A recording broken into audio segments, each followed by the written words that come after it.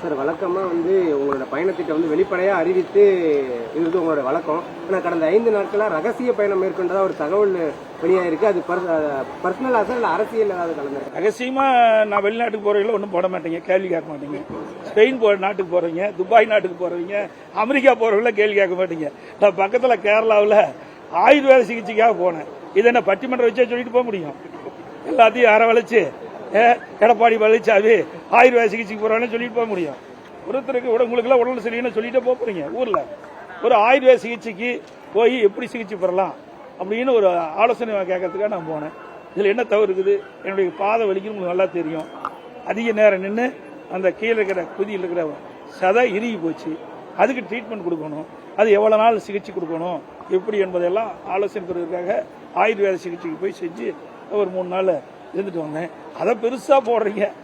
ஏன்னா என்னை பொறுத்தவரைக்கும் விளம்பரப்படுத்த கிடையாது. செய்திகளை உடனுக்குடனும் துல்லியமாகவும் தெரிந்து கொள்ள சப்ஸ்கிரைப் பண்ணுங்க.